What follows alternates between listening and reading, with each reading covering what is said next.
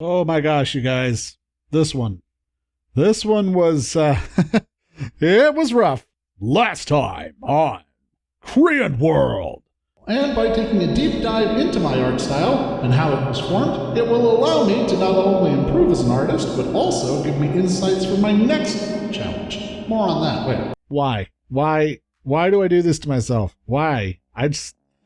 What was I thinking? The first thing I wanted to do for this Bizarro challenge is I thought to myself that I really wanted to have some very dramatic perspective because I hate perspective. I don't like drawing it. I'm not good at it. And frankly, it's just terrible. But since it's the opposite of what I normally do, we're going to have some very dramatic foreshortening here. And here I'm going through trying to figure it all out, and I'm just not having any luck with it at all, so I decided to switch techniques. Here I'm using a chalk brush that I've never even laid eyes on before.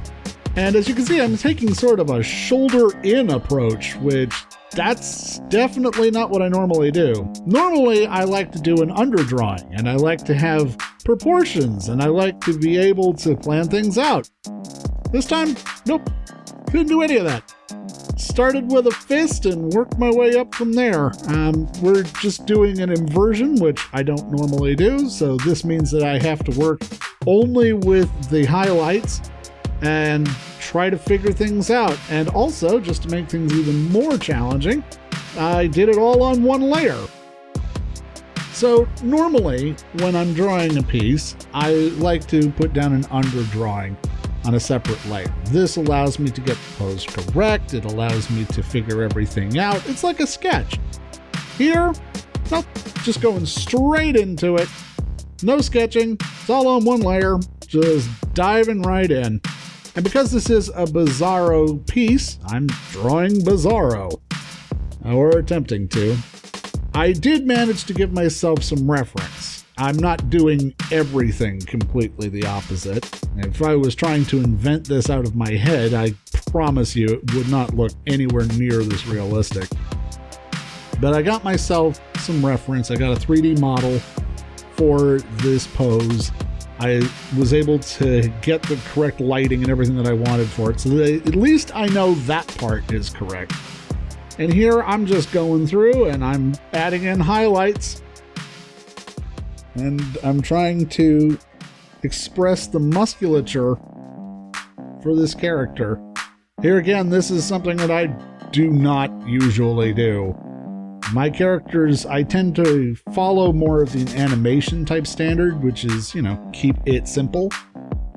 So for this, where I have the ability to add in all of these muscles on muscles on muscles, it was definitely not my wheelhouse.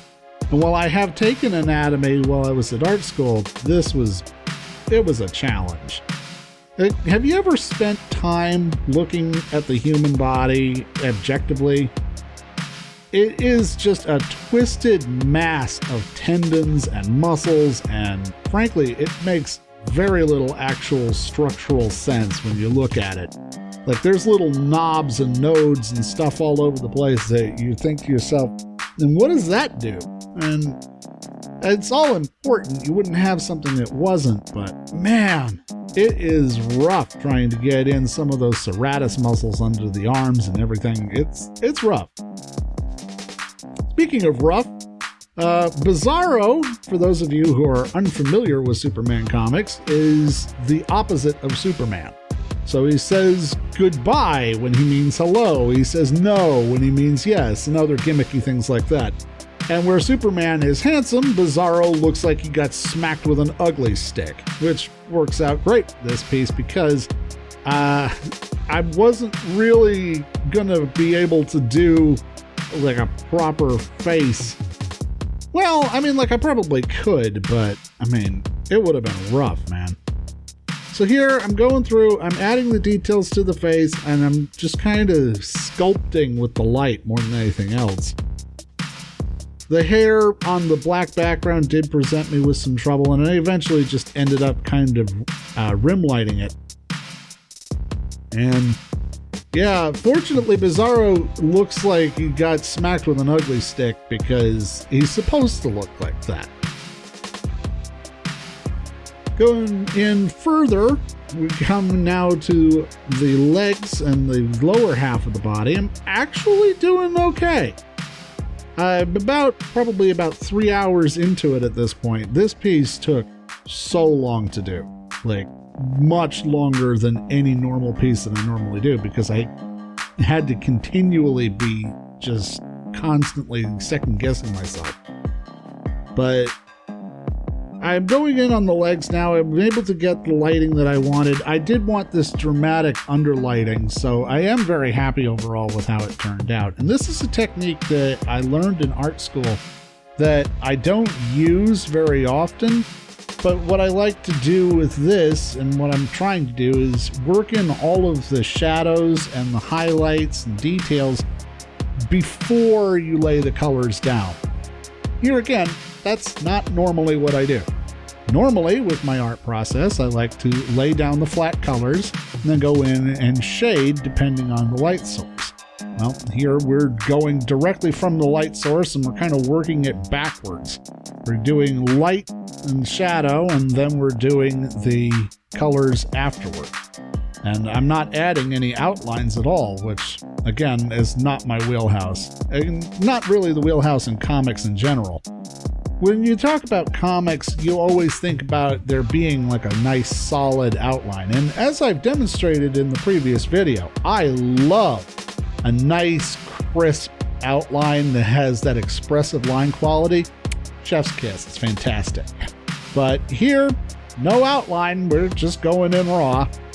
So I have to try and imply one with the edge of the cape and the clothes and the hair and everything, and it works, but it is definitely challenging.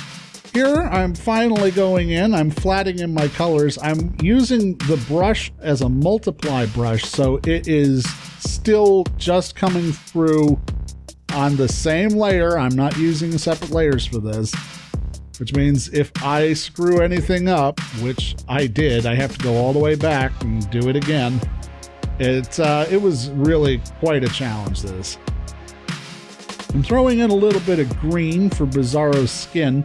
Bizarro in the Superman comics is sort of a grayish green kind of color. He looks a bit like a Frankenstein monster, which is, I suppose, accurate considering that he's the anti-Superman. We're just blending in the background at this point.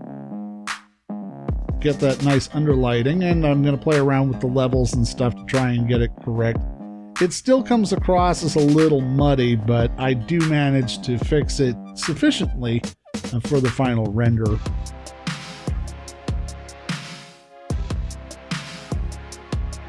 So here come the highlights. We're adding in a few more harsh highlights, which I've done with cross-hatching.